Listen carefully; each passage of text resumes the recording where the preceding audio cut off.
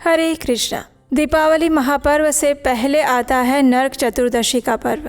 ये वही दिन है जब भगवान श्री कृष्ण ने नरकासुर का वध किया था और उनके बंदीगृह में रहने वाली सभी 16,000 राजकुमारियों के साथ विवाह किया था।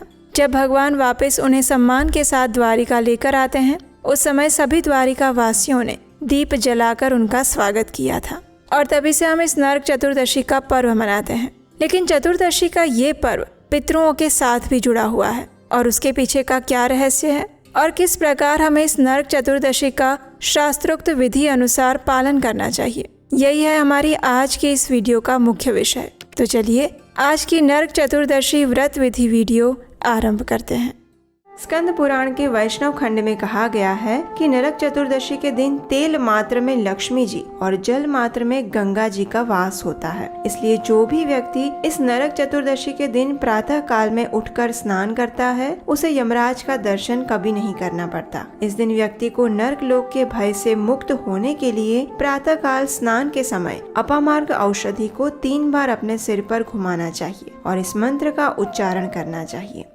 सीतालोष्ठ समायुक्त संकटंक दलान्वित हर पापम अपामार्ग भ्राम्यमाणः पुनः पुनः।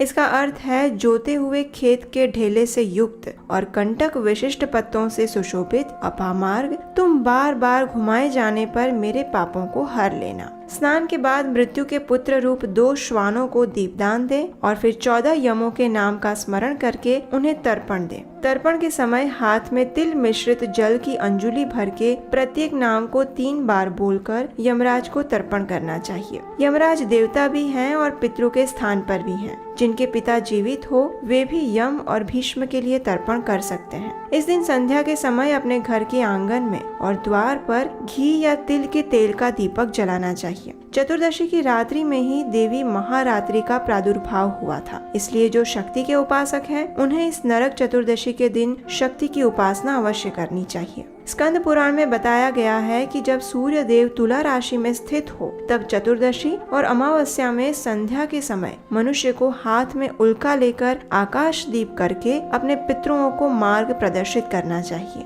ये संपूर्ण विधि हमारे शास्त्रों में बताई गई है, लेकिन हो सकता है कि आपके लिए इन सभी का पालन करना संभव ना हो, तो इस नरक चतुर्दशी के दिन आप एक अत्यंत सरल कार्य भी कर सकते हैं और उसके द्वारा आपको आगे कही हुई संपूर्ण पूजा विधि का फल भी मिल सकता है। और ये कार्य है इस दिन भगवान श्री कृष्ण के हरे कृष्ण महामंत्र का अधिक से अधिक मात्रा में जप करना। भगवान श्री कृष्ण भगवत गीता में कहते हैं कि सृष्टि के अंदर और बाहर जितनी भी चीजें हैं, उन सभी के उद्भव स्थान वो स्वयं है। इसलिए अगर आप कोई कर्मकांड नहीं भी कर पाते हैं, लेकिन ये कर्मकांड जिनको अर्पित किए जाते हैं, ऐसे परम भगवान के दिव्य नामों का जप और उनकी पूजा करते हैं, तो भी आपको इन सभी विधि विधानों का पालन करने का फल मिल जाता है। नरक चतुर्दशी ऐसा ही विशेष दिन है जब भगवान श्री कृष्ण ने नरकासुर का वध किया था। इसलिए भगवान की विजय के इस दिन को हमें उनके दिव्य कार्यकलापों के विषय में सुनकर, उनके पवित्र नाम का जप करके और उनके नाम का कीर्तन करके व्यतीत करना चाहिए। संध्या के समय आप घर में भगवान श्री कृष्ण को दीपदान कर सकते हैं और दामोदर अष्टकम का पाठ कर सकते हैं। इस समय आप अपने सभी पितरों के लिए भगवान को प्रार्थना भी कर सकते हैं और अपने लिए भगवान श्री कृष्ण की शुद्ध प्रेमा भक्ति की याचना कर सकते हैं। यही है वास्तविक नरक चतुर्दशी मनाने की विधि। तो चलिए इस नरक चतुर्दशी पर भगवान श्री कृष्ण के सुंदर स्वरूप, उनकी दिव्य लीलाओं और उनके मधुर गुणों पर ध्यान केंद्रित करते हैं और अपनी चेतना को कृष्णमय बनाने का प्रयास करते हैं। हरे कृष्णा।